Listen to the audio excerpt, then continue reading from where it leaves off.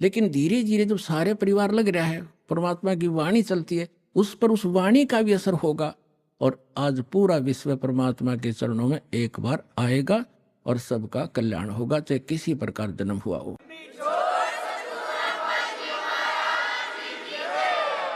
पुण्यात्माओं, आपके ऊपर रहम किया उस दीनदयाल ने, आपको ये तत्व ज्ञान समझाया, आप तक पहुंचाया। आप तक ये तत्व ज्ञान पहुंचाने के लिए उस परमेश्वर ने कितने कितने कष्ट उठाए। आप तक पहुंचने के लिए उस परमात्मा ने भिन्न भिन्न भेष बनाए और आप जी ने इस काल की भांग को इतना पी लिया कि इस काल के इस नकली सुख, इस झूठे सुख के नशे में आप भगवान को पहचानना भूल गए।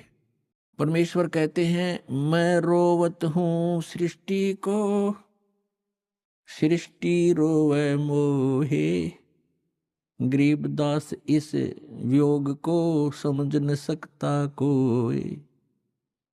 हमारे पिता कहते हैं, हमारे भगवान कहते हैं कि मैं तुम्हें रो रहा हूं, तुम्हारे लिए भटक रहा हूं कि तुम गलत स्थान पर रह रहे हो, या कोई जीव सुखी नहीं, या सुख नाम की वस्तु नहीं, और आप यहाँ सुख खोज रहे हो और सुख देने वाले उस भगवान की खोज कर रहे हो, उसके लिए रो रहे हो, तड़फ रहे हो।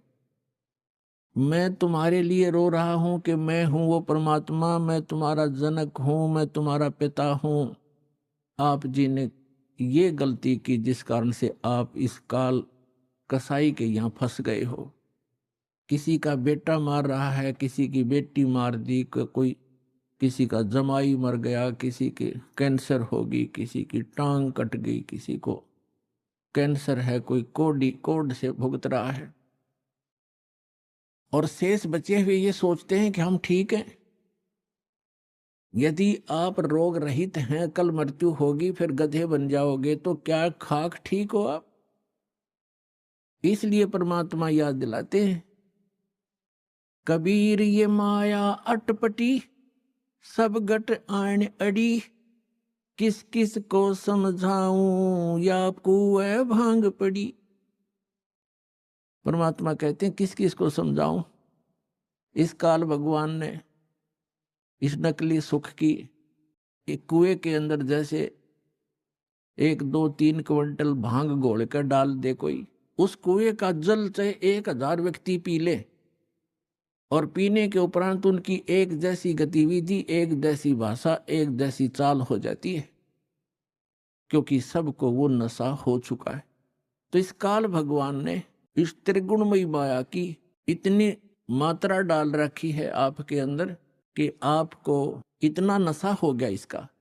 जैसे किसी के पास बढ़िया मकान कोठी हो जाती है, कार हो जाती है, उसको नशा है वो, और वो फूला नहीं समाता, और वो भूल जाता है बालक कल मृत्यु हो जाएगी, ये कार कोठी तेरे साथ नहीं जाएंगी, यहां बुद्धि क्यों नहीं आती आपकी।